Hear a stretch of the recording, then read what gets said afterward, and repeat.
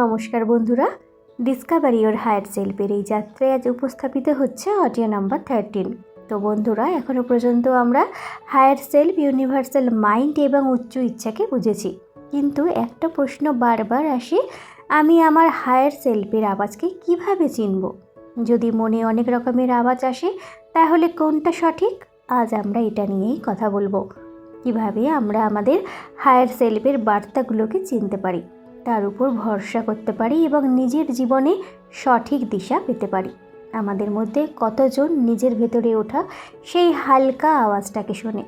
কতবার এমন হয়েছে যে কোনো অনুভূতি বা সংকেত এলো, কিন্তু আমরা তাকে উপেক্ষা করে দিলাম, তারপরে আমাদের মনে হলো যে সেটাই সঠিক ছিল। এটাই পার্থক্য আমাদের বুদ্ধির আওয়াজ আর আমাদের হায়ার সেলফের আওয়াজের মধ্যে। আমাদের হায়ার সেলফ সবসময় কোমল, প্রেমপূর্ণ এবং সহজ হয়, আর যেখানে আমাদের লজিক্যাল মাইন্ড, সেখানে বেশিরভাগ সময় ফিয়ার, ডাউট আর স্ট্রাগলে ভরা থাকে। তো বন্ধুরা, আপনি কি কখনো অনুভব করেছেন যে যখন আপনি কোনো বড় সিদ্ধান্ত নেন তখন দুটো আওয়াজ আসে? একটা আওয়াজ যেটা শান্তি এবং স্পষ্টতা দেয়, আর দ্বিতীয়টা সেটা হচ্ছে ফিয়ার আর ইনসিকিউরিটি তৈরি করে। তাহলে আসল প্রশ্ন হলো, কিভাবে চিনবেন যে কোন আওয়াজটা হায়ার সেলফের আর কোনটা শুধু মনের শোরগোল? তাহলে হায়ার সেলফের আওয়াজটাকে চেনার জন্য এই 3টি বার্তার উপর ধ্যান দিন। নাম্বার 1, হায়ার সেলফের বার্তা সবসময় শান্ত এবং ব্যালেন্সড হয়। এটা কখনো ঘাবড়ানো, চাপ বা ভয় থেকে আসে না।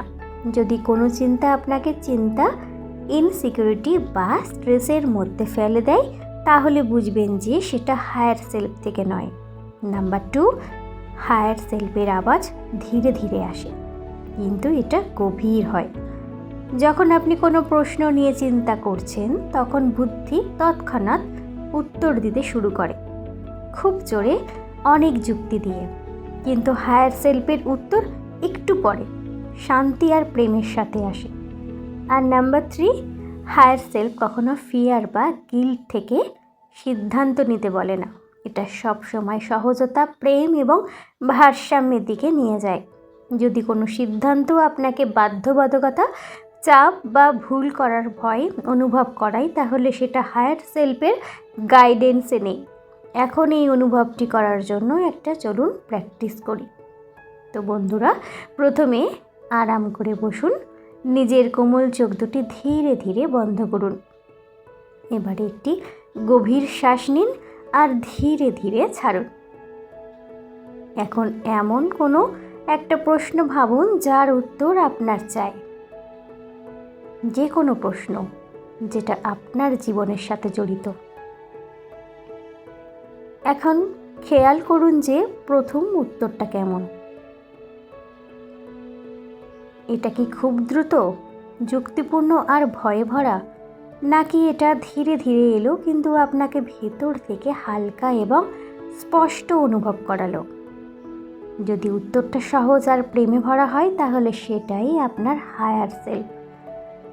আর যদি এটা ভয় আর অস্থিরতায় ভরা হয়, তাহলে এটা শুধু মস্তিষ্কের শোরগোল। যেটাই হোক, চেক করুন। এখন ধীরে ধীরে নিজের চোখ খুলুন। আপনি কি কোনো সংকেত পেলেন? সেটা নোট করে রাখুন। হায়ার সেলফের সাথে জুড়ে থাকার জন্য এখন আর কি করবেন?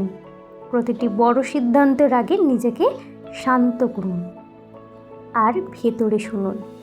যদি দ্বিতীয় উত্তরটা ভয়, চিন্তা বা সন্দেহে ভরা হয়, তাহলে তার উপর তৎক্ষণাৎ ভরসা করবেন না। একটু সময় নিন। হায়ার সেলফের আওয়াজ সবসময় কোমল আর প্রেমে ভরা হয়। এটাকে চিনতে শিখুন। প্রতিদিন কিছু মিনিট নিজের সাথে কাটান। নিজের ভেতরের আওয়াজকে শুনুন আর অনুভব করুন যে সেটা কেমন লাগছে। এই অভ্যেস আপনাকে হায়ার সেলফের সাথে গভীর কানেকশন বানাতে আর নিজের জীবনকে সহজতা আর স্পষ্টতায় ভরতে সাহায্য করবে। তো বন্ধুরা, এখন এটাকে আপন করে নিন আর দেখুন যে আপনার জীবনে সঠিক দিশা আপনা থেকেই খুলতে শুরু করছে। তো বন্ধুরা, আজকে মতো এখানেই। ধন্যবাদ, আর পরের অডিওতে আবার শীঘ্রই দেখা হচ্ছে।